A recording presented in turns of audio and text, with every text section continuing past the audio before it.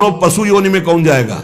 देखो, जो रात के 11 बजे के बाद 3 बजे के बीच में भोजन करता है, ये निशाचर है। निशा माने रात, चर माने विचरने वाली। रात में खाना, रात में तुमको 8-10 बजे तक भोजन कर लेने का नियम। 11 आखिरी है, 11 के बाद भोजन में बिल्कुल नहीं होना चाहिए। ये रात नहीं है ऐसे कि तुम्हारा जब मना है तब भोजन। 11 से लेकर 3 बजे के बीच में बिल्कुल नहीं। शांति से भजन करो, सो जाओ, उपद्रव मत करो। अब सीटियां बज रही हैं 12 बजे, चलो होटल में चलते 12 बजे खाने, ऐसे लोग जाते हैं। पशु योनि निश्चित। अपवित्र भोजन, दुर्गंध युक्त भोजन, अभक्ष भोजन, इनको पाने में जो आनंद मानता, रात के 11 से 3 के बीच में भोजन, जो रात में आहार ऐसा करता है उसको पशु योनि मिलती है। जो दूसरों का धन चोरी करता है, जो विद्वान बन करके दूसरों की वंचना करके धन को लूटता है, जो अपने कर्तव्य कार्यों से अनभिज्ञ होकर मनमानी आचरण करता है, जो समयोचित सदाचार का ज्ञान नहीं रखता, वो मूर्ख पशु योनियों को प्राप्त होता है। जो हिंसक स्वभाव का है, जो अपने परिवार वालों को पीटता है, गाली गलौज, थोड़ी सी संपत्ति के लिए मारपीट, ऐसी लड़ाई झगड़ा, कलहप्रिय, कायर, कुत्ते की योनि को प्राप्त होता है। लिखा हुआ है वो कुत्ते की योनि को प्राप्त होता है। जो थोड़े से हिस्सा के लिए भाई बंधुओं को मारपीट, कलह, लड़ाई झगड़ा, इस तरह का व्यवहार, हिंसक स्वभाव, क्रूर स्वभाव, इनको कुत्ते की योनि प्राप्त होती है। जो चंचल स्वभाव, देखो कुछ ना कुछ करते जा, बैठे तो पैर हिला रहे, वो मतलब शांत नहीं रह सकते, उनके शरीर में वाइब्रेट होता रहता है। वाइब्रेट जैसे मोबाइल नहीं झनझनाता रहे, वो झनझनाते रहे। सुन ले भाई, क्या बनोगे? और जो दूसरे के भोजन के लिए लालायित रहता है, कहां से निमंत्रण आ जाए, कैसे हो जाए, क्या व्यवस्था बन जाए, सुनो। और जब चलता है ना तो बेढंगे ढंग से चलता है, बेढंगे ढंग। और दूसरों की वस्तु देकर लुभायमान होकर छीनने का स्वभाव करता है, उसका अगला जन्म बंदर का मिलेगा। जो वाणी से सदैव कटु बोलता है, कुटुंबियों से द्वेष करता है, लोगों की चुगली खाता है, उसे अगला जन्म सर्प योनि का मिलेगा। कुटुंबियों से द्वेष करता है, दूसरे की चुगली खाता है, उद्वेगजनक वचन, उद्वेग माने भारी क्लेश पहुंचाने वचन, दूसरे की निंदा करना, चुगली करना, तो विषधारी सर्प बनता है। जो शरीर से बलवान दीन जनों के ऊपर आक्रमण करके खूब पिटाई मार करना, माता पिता को मारना, ऐसे गरीब जनों को, दीन जनों को मारना, निर्लज और मांस भक्षण करने वाला, उसको अगले जन्म में क्रूर मांस भक्षी, जैसे हाइना, सिंह, सियार, ऐसी योनियों को दिया जाता है। क्रूर हिंसक पशु सिंह जैसे है, जैसे लकड़बग्घा, हाइना लकड़बग्घा है, भेड़िया है, ऐसे जो मांस भक्षण करने वाले हैं, जिनकी आवाज दूसरों को सदैव दुख ही देती है। बोलने का मतलब है दुख ही देना। जो दूसरे को, अब जैसे जा रहे हैं, जंजीर खींचा, वैसे ऐसे वो गिर गए, उनके अंग भंग हो रहे, वो समझ रहे 30-40 हजार की सोने की चैन खींच ली तो हम ब्रह्मा बन जाएंगे। देखो उनको क्या बनना पड़ेगा। जो दूसरों को भय प्रदान करते हैं, दूसरों की संपत्ति छीन लेते हैं, ऐसे लोग अजगर योनि को प्राप्त होते। भूखे मरो जब कभी अवसर मिल जाए तब। ऐसे ये जो दूरदृष्टि न रख के वर्तमान दृष्टि रख करके केवल भोग के लिए दूसरे के दुख का कारण बनते हैं, केवल उनके चिंतन यही चलता रहे, कहां से क्या खा लूं, कहां से क्या उठा लूं, कहां से क्या, बोले हाथी की योनि को प्राप्त होते हैं, वो पशु हाथी योनि को। इस तरह से 83,99,999 योनियां हैं। जो भजन नहीं करते, भगवत विमुख हैं, उनको सब क्रमशः ये प्राप्त होती है। उपासक को चाहिए कि कम से कम इतना तो कर ले कि अगला जन्म मनुष्य का हो जाए, फिर भजन करे अगर कोई कमी रह गई हुई। अगर आप नाम जप करेंगे और एक बात ध्यान रखेंगे कि दूसरों को दुख ना पहुंचने पावे, तो पक्की बात है भगवान की कृपा से अगर भगवत प्राप्ति नहीं हुई तो दूसरा जन्म होगा मनुष्य का, और बहुत महान भक्तों के बीच में जन्म होगा। जन्म से ही भजन प्रारंभ हो जाएगा, और आप यौवन अवस्था प्राप्त होते होते भगवत प्राप्त हो जाएंगे, काम हो जाएगा आपका। भजन एक ऐसी वस्तु है जो आपको बचा सकती है। अब इसमें कह रहे हैं कि जैसे आप भजन मार्ग में लगे हुए हो और आपको कोई गाली दे रहा है, आपने पलट के गाली दे दी तो आपका भजन छीन हो जाएगा। इसलिए भजन को बचाने के लिए कह रहे, अकारपण्य मपारुष्यम संतोषा श्रद्धानता, ये ब्रह्म ऋषियों की बातें हैं, बहुत काम की बातें हैं। अनुसूया गुरु पूजा दया भूतेषु पैशुनम सद्वीरेश दमः प्रोक्तो ऋषि शांत बुद्धि भी। अकारपण्य माने उदारता। भजन किससे बचेगा? उदार बुद्धि। स्वभाव कह रहे हैं कोमल, कोमल स्वभाव से भजन बचेगा। संतोष वृत्ति से भजन बचेगा। गुरु इष्ट पर श्रद्धा वृत्ति से भजन बचेगा। दोष दृष्टि किसी पर ना हो, इसका अभाव हो तो भजन बचेगा। गुरु शुश्रूषा सेवा से भजन बढ़ेगा। प्राणियों पर दया तो भजन बढ़ेगा। किसी की भी चुगली ना करना, संत और ऋषि मुनियों का संग करना, इससे भजन बढ़ता है, पचता है। भजन किससे नष्ट होता है? तो कह रहे हैं जब अवमाने न कुप्पेत सम्माने न प्रहस्यति सम दुखो सुखो धीरा प्रशांति इति कीर्त्यते। जब तुम्हारा अपमान हो और तुम उसका बदले में अपमान कर दो तो तुम्हारा भजन छीन हो जाएगा। और यदि अवमाने न कुप्पेत, अगर तुम्हारा अपमान हो रहा, तुमने क्रोध नहीं किया, तुम्हारा सम्मान हुआ, तुमने सम्मान स्वीकार नहीं किया, बचना भाई, इससे बचना, ये अगला जन्म नहीं होने देंगे।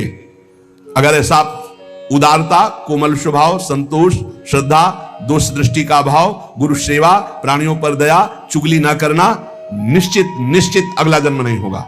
आप अपने भजन को बचाएं। जब कोई आपका अपमान कर रहा हो तो आप उसके बदले में उसका अपमान ना करें। यदि आपको क्रोध आ गया अपमान करने पर तो आपका भजन का फल क्षीण हो जाएगा। यदि सम्मान हुआ, आप आनंदित हो गए कि हमारा बड़ा सम्मान हो, तो आपका भजन क्षीण हो जाएगा। इसीलिए श्रीपाद भी कह रहे हैं, सम्मानम कलयाति घोर गर्लम नीचापमानम सुधा, श्री राधा मुरली धरो बच सके वृंदावन मात्यज। जब कोई सम्मान करे तो उसे भारी विष के समान समझो। सम्मानम कलयाति घोर गर्लम, जैसे बढ़िया खीर मिल रही हो, कान में कोई आके कह दे विष पड़ा है तो आप नहीं खाओगे, ऐसे ये सम्मान प्रणाम नमस्कार वाहवाही ये तुम्हारे भजन के नाश करने के लिए है, ये विष है, इसे मत पीना, स्वीकार मत करो। विश्व नमन करे करने दो, तुम स्वीकार मत करो, तुम हर्षित मत हो। और जब अपमान हो तो उसका अपमान करने वाले का कभी अपमान न करना। धीर पुरुष, प्रशांत पुरुष अपने भजन को ऐसे बचा ले जाता है। जैसे कोई अपमान कर रहा है, बहुत बड़ा अमृत है, सच्ची मानिए। जिसका अपमान हो रहा है वो साधु पुरुष जब अपमान सह जाता है तो उसका भजन बढ़ता है, वो सुख से भगवान में शयन करता है। और जब अपमान हुआ और अपमान दूसरे का कर देता है तो उसका भजन क्षीण हो जाता है, वो अशांत होकर के फिर जगत में शयन करता है। अपमान करने वाला जब कोई सामने से अपमान सह जाता है तो उसका सहन करना उसके नाश का कारण बन जाता है। अपमान करने वाले का निश्चित नाश हो जाता है जब उस सामने वाला बोले ना, केवल चुप रहे। ये बड़ी बात है, पर बहुत कठिन है। उस समय जब कोई अपमान कर रहा है, निंदा कर रहा है, आप शांत हैं, इसका मतलब आपके ऊपर गुरु कृपा है और आप अपने भजन को पहचानते हैं, भजन बचाना चाहते हैं। अपमानित होने पर चाहिए कि अपमान करने वाले की ना बुराई सुने ना बुराई करे। जैसे कोई आकर बहुत नीच आदमी आपको गाली दे रहा था, कान में अंगुली डालो, नहीं भाई वो नीच नहीं, भगवान उसके अंदर बैठकर मेरी परीक्षा ले रहे थे, मुझे पुष्ट कर रहे थे, वो नीच कैसे हो सकता है? अपने भजन पर दृष्टि रखे, ना उसकी निंदा करे, ना उसकी निंदा सुने, ना उसका बुरा चाहे। यद्यपि इसमें लिखा हुआ है कि जो अपमान करने वाला है उसका सर्वनाश हो जाता है। ऐसे महापुरुष का अपमान जब करे कि वो बोले ना केवल, तो वो अपमानित करने वाला पुरुष स्वयं नाश को प्राप्त हो जाता है। ये बड़ी बात है। कह रहे तिष्ठेद औमंता विनश्यति। अगर वो अपमान जिसका कर रहा है वो महात्मा भजन करने वाला शांत है, कुछ नहीं बोल रहा है, वो तो सुख से शयन करेगा परमात्मा में और उसका भजन सुरक्षित बच गया और जो भी कलमश हुआ होगा वो भस्म हो गया। लेकिन अपमान करने वाला बोले विनश्यति, उसका नाश पक्का हो जाएगा। अपमानित होने पर साधक को चाहिए कि कभी अपमान करने वाले की ना बुराई सुने और ना बुराई करे, उसका भजन बच जाएगा, भगवान की कृपा हो जाएगी। अमृतस्यैव तृप्येत अपमानस्य योगवित् विषवच्च जुगुप्सेत सम्मानस्य सदा द्विजः। साधक को चाहिए कि अपमान को अमृत के समान पान कर ले, नीचापमानम सुधा। देखो साधक, अपमान को अमृत के समान, जब कोई अपमान कर रहा हो तो ऐसे खुश होना चाहिए काम बन गया। भगवत प्राप्ति में जो बाधक भाव है, इसके अपमान करने से भस्म हो जाएंगे, भगवान हम पर प्रसन्न होंगे। मौन, कभी उसकी तरफ रुद्र दृष्टि से भी ना देखो, अपमान करने, ये भागवतिक लक्षण है। अमृतस्येव तृप्येत अपमानस्य योगविति, अमृत है अपमान। पर देखो ध्यान दीजिए, यदि आपकी कोई निंदा कर रहा है और सही में कर रहा है निंदा, तो तुम्हें सुधार करना चाहिए। वो तुम्हारे लिए अमृत नहीं है, वो विष है, सुधार करो। और अगर वास्तविक हमारी कोई गलती नहीं, हमारा अपमान, हमारी निंदा हो रही, तो नाचना चाहिए कि बहुत बड़ा विघ्न नष्ट हो गया और भजन में हमारी उन्नति अब पक्की होगी, पक्की उन्नति होगी, लौकिक और पारलौकिक। विषवच्च जुगुप्सेत सम्मानस्य सदा दीजिए। साधक को चाहिए कि सम्मान से ऐसे बचे जैसे विष भरे भोजन से बचा जाता है। सम्मान स्वीकार न करें, प्रणाम नमस्कार ऐसे। श्री हरिवंश कोई कह रहा है, अब अगर पंचांग प्रणाम कर रहा है तो आप भी नमन कीजिए और निकल जाइए, व्यवहार मत बनाइए, दोबारा वो ना प्रणाम करे, ऐसी भावना रखिए। अगर ज्यादा आप उससे प्यार करेंगे कि ये प्रणाम कर रहा है, तो सम्मान स्वीकार कर रहे हैं। सम्मान देने वाले से ज्यादा प्यार नहीं किया जाता। जल्दी, सम्मान विष है और अपमान करने वाले को प्यार दृष्टि से देखा जाती है। आप बड़े हितैषी हो, हमारा भजन बढ़ेगा, भगवान की प्राप्ति होगी। पर ऐसी अपनी तरफ से चेष्टा ना करे कि कोई अपमान करे। अपमान से सदैव तप की वृद्धि होती है। अपमानात तपो वृद्धि, सम्मानाच तपः क्षया।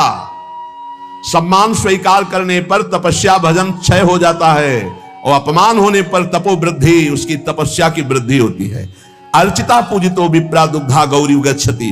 जो अपनी पूजा कराने लगता है, अपने प्रणाम स्वीकार करने लगता है, तो जैसे दूध देने वाली गाय दुर्बल हो जाती है, ऐसे वो तपहीन हो जाता है जो भारी प्रणाम नमस्कार पूजा स्वीकार करता है। स्वीकृति नहीं होनी चाहिए। पुनराप्याप्यते धेनु सतृणैः सलिलैर्यथा एवं जपैश्च होमैश्च पुनराप्याप्यते द्विजा। साधक को चाहिए कि यदि प्रणाम नमस्कार बहुत करवा चुका है, वैसा लगा कि मेरा तप क्षीण हो गया, तो बंद कर दो प्रणाम नमस्कार और एकांत में बैठकर, जैसे गाय को फिर अच्छा अच्छा चारा पवाया जाए तो पुष्ट हो जाती है, ऐसे अपने साधन भजन करे, प्रणाम नमस्कार से दूर हो जाए। महापुरुषों में भी ऐसी लीलाएं की जिससे प्रणाम नमस्कार बंद हो जाए। ये सबको भगवत स्वरूप मान के तुम प्रणाम करो, तभी बात बनेगी। कह रहे हैं कि अगर प्रणाम नमस्कार स्वीकार कर लिया जाए तो सम्मानाच्च तपक्षया, उसका तप क्षय हो जाता है। गंगा जी की ही एक ऐसी अमोघ महिमा है कि जिनके दर्शन मात्र से पाप नष्ट हो जाते हैं। गंगा जी मतलब श्रीधाम वृंदावन से इस समय जैसी आसक्ति प्रगट की वृंदावन ने, ऐसी गंगा जी से आसक्ति। गंगा जी छोड़कर कहीं नहीं जाना, किनारे ही जो तीर्थ मिले मिले, कहीं नहीं जाना, नगर में भी ऊपर नहीं चढ़ना, वही जो आहार मिले गंगा का। क्यों कैसे बताएं, क्या परमानंद स्वरूप गंगा जी हैं, जिनके दर्शन मात्र से सारा पाप नष्ट हो जाता है गंगा जी से। और आपको बताएं, अधिकतर बड़े महापुरुषों का दर्शन गंगा किनारे, जो प्रगट में थे और जो अप्रकट थे। नानक देव जी का पहला साक्षात्कार गंगा के किनारे हुआ। वृंदावन पावन पुलिन, ये सब गंगा की रेती पे। वृंदावन पावन पुलिन प्रियालाल, ये गंगा की रेती, सेनपुर। साक्षात गंगा से प्रकट होते हुए सिद्ध मां, बड़े चमत्कार गंगा मैया के, बड़े चमत्कार, अद्भुत। मतलब वाणी लड़खड़ाती है उनकी महिमा को, कहते हैं कि वो महिमा तो इस जीवन में देखिए ना, इसलिए बड़ी दिव्यता गंगा जी में। गंगा जी के नाम का स्मरण मात्र करने से पाप थर्रा जाते हैं। जो गंगा जी की डुबकी लगाता है वो महापापी भी पावन हो जाता है। विश्वास हो जाए, विश्वास हो जाए। गंगा जी में स्नान करके, आचमन करके, गंगा में ही जब पितरों का तर्पण किया जाता है तो पितरों को बहुत तृप्ति होती है और पितर मुक्त होने लगते हैं। जैसे अग्नि के संसर्ग से रुई भस्म हो जाती है, ऐसे ही गंगा जी के स्पर्श से शारीरिक, मानसिक, वाचिक तीनों प्रकार के पाप भस्म हो जाते हैं। गंगा गंगेति यो ब्रूयाद योजना नाम सतैरपि। जो 100 योजन दूर, 400 कोस दूर से गंगा गंगा गंगा बोले, मुच्यते सर्व पापेभ्यो विष्णुरूपम स गच्छति, वो शरीर निष्पाप हो जाएगा, वो वाणी निष्पाप हो जाएगी, उसका मन निष्पाप हो जाएगा और वो भगवत धाम का अधिकारी हो जाएगा। जो 400 कोस दूर से भी गंगा गंगा गंगा, सब गोरा ही गोरा है। गंगा जी गोरी, महादेव जी गोरे, तो फिर उन्होंने उठा के फेंक दिया ऐसे गोरे प्रेम रसासों में। कभी सोचा नहीं था कि कभी वृंदावन, कभी सोच में ही नहीं था वृंदावन। बड़ी अनन्य बात है, इतनी निर्भयता थी अब गंगा किनारे तो गांव में लोग ऐसे ही लाश प्रवाहित करते हैं ना, कुत्ते वहां के बहुत प्रवीण होते, बीच धारा से घसीट के लाश लाके ऐसे, और वहीं किनारे हम भी पड़े हुए हैं, वहीं वो चीथ रहे, कोई फर्क नहीं पड़ता, एकदम निर्भयता, भगवान शिव की अनन्यता। गंगा जी को जब देखते हैं तो एक तो धारा में प्रवाहित होती है, भगवान शिव के जटा में भारी तन्मयता, गंगा जी की विशुद्ध कृपा, अपार शक्ति। कह रहे सैकड़ों योजन दूर से अगर गंगा गंगा गंगा ऐसा पुकार दे तो उसका शरीर पवित्र हो जाएगा, उसका मन पवित्र हो जाएगा, उसकी वाणी पवित्र। कल नरकों का वर्णन हुआ था, आज नरकों से उद्धार का वर्णन हो रहा है भाई। गंगा जल का आचमन करने वाला, गंगा जल का स्नान करने वाला, गंगा की धारा का दर्शन करने वाला, 400 कोस दूर से गंगा गंगा गंगा ऐसा उच्चारण करने वाला नरक नहीं जाएगा। कल जब नरकों का वर्णन हुआ था तो कई लोगों के बातें आई थी कि हमारे 38 के 38 हमारे में लक्षण है, अब क्या होगा। कोई कहता हमें 5 है, कोई कहता हमें 2 है, इसका मतलब नरक जाना पक्का है। तो आज उसकी काट सुन लो। नाम संकीर्तनम यस्य सर्व पाप प्रणाशनम, करना मत अवलो नसानी अपना न सही हो, पहले नियम लो कि आज के बाद नहीं करेंगे। नाम कर संकीर्तन करो, प्रभु का चरणामृत पियो, कभी अवसर मिले तो गंगा जी के समीप जाके साष्टांग दंडवत करके डुबकी लगाओ, आनंद पूर्वक खड़े होकर कुछ देर नाम जप करो, नरक वरक नहीं मिलेगा, सब बढ़िया मंगल हो जाएगा, पर करना ही पड़ेगा। कह रहे जो गंगा जी में स्नान के लिए कभी नहीं गए, ना गंगा जी का नाम लिया, ना गंगा जी पे श्रद्धा करते हैं, ऐसे लोगों की जीवन में जो आचरण बनते हैं वो बड़े निरर्थक होते हैं और ऐसे लोगों की ही दुर्गति होती है। पर गंगा जी का एक बार का स्नान निष्पाप कर सकता है, पूर्ण विश्वास होना चाहिए। एक बार हरिद्वार में बहुत लोग गंगा स्नान कर रहे थे, पार्वती जी ने कहा कि देखो इन सबका उद्धार पक्का हो गया, क्योंकि हम देवी की महिमा को जानती है गंगा की, ये सब स्नान करके, पूर्णिमा का पर्व है, ये स्नान करने पक्का निष्पाप हो गए। महादेव जी ने कहा नहीं नहीं नहीं। बोले क्यों प्रभु? बोले इनमें कोई गंगा स्नान कर रहा है, सब पानी में डुबकी लगा के आ रहे हैं, गंगा में थोड़ी लगा। तो प्रभु आप भी एक आश्चर्य में बात करते, साफ देखो ना कितने भाव से नहा नहा के आ रहे हैं। बोले अच्छा इनको विश्वास नहीं गंगा जी पे, इसलिए पानी पे डुबकी लगाते हैं, कोई एक होगा जिसे विश्वास होगा। देखो अभी हम परीक्षा करते हैं। रास्ते में बैठ गए कि जैसे गिर गए हो ऐसे वृद्ध का रूप रख के गिरे हुए, अम्बा जी तो नवीन रूप धारण करके बोले जो निकले उससे जो हम कहें सो कहो। तो जो महादेव जी ने सिखाया तो कहते भैया ये हमारे पति देव गिर गए, थोड़ा हाथ सहयोग दीजिए, पकड़ के उठा दीजिए, अकेले उठ नहीं रहे, आप आइए। और जब कोई आने लगे तो कहना निष्पाप पुरुष ही हमारे पति को छू सकता है, अगर पापी छुआ तो भस्म हो जाएगा, बस इतना तुम्हें बोलना है, ठीक है। अब जो निकलते बोले भैया आप गंगा नहा के आ रहे हो? बोले हाँ। तो बोले आप तो निष्पाप हो ही गए, हो गए, हमारे पति फिसल के गिर गए, हमारे पति निष्पाप हैं, और जो निष्पाप पुरुष इनको निकाल सकता है, अगर कोई पापी छू लिया तो भस्म हो जाएगा, आप सहयोग करो। बोले गंगा तो नहा के आए पर पाप बहुत तो हुए, अगर कहीं पाप नष्ट न हुए हो तो भस्म ही हो जाएंगे। नहीं, कोई नहीं, किसी की हिम्मत नहीं पड़ी कि महादेव जी को निकलवा दे, क्योंकि जहां ये कहती कि अगर पापी पाप तो हुए यार, अब पता नहीं गंगा नहाने में नष्ट हुए कि नहीं नष्ट हुए, बेकार को भस्म हो जाए ऐसे। उनमें एक आदमी सरल भाव से गंगा गंगा गंगा माँ गंगे माँ गंगे स्नान किया, बोले भैया हमारे पति को निकलवा। बोले अच्छा भैया, लुटा रखा। बोले भैया एक बात सुन लो, हमारे पति निष्पाप हैं, अगर पापी पुरुष छुएगा तो भस्म हो जाएगा। बोले भैया आपको विश्वास नहीं, गंगा मैया में स्नान करके आ रहा हूं, अब भी पापी हूं। और तत्काल भगवान बाहर निकाल किसी को। जब वो चला गया तो भगवान शिव ने कहा ये केवल गंगा स्नान करके आया है, इसकी अर्थात भाव विद्यते देवा ना पाषाणे ना मूर्तये। यदि हम भगवान के नाम, भगवान के धाम, भगवान के इन पावन तीर्थों पर दृढ़ विश्वास करते तो बहुत जल्दी लाभ प्राप्त होता है। ये विश्वास के लिए सुनाता शास्त्र, ऋषि मुनि सब ये विश्वास के लिए सुनाते। हमें दृढ़ विश्वास कर लेना चाहिए कि अब हमारा कल्याण तो हो ही गया। जैसे गंगा जी क्या है? भगवान श्री कृष्ण का चरणामृत है। गांगम वारी मनोहारी मुरारी चरणच्युतम त्रिपुरार शिरश्चार, जिसे भगवान शिव मस्तक पर धारण किए। अपने लोग रोज चरणामृत पीते हैं, किनका? प्रिया प्रीतम का। अब और गंगा की जरूरत पड़ेगी? जहां से गंगा प्रकट हुई उनके सर्वांग स्नान का जल। यमुना जी, जब यमुना जी गंगा जी से मिली तो गंगा जी ऐसे होकर प्रणाम मुद्रा में मिली यमुना जी से।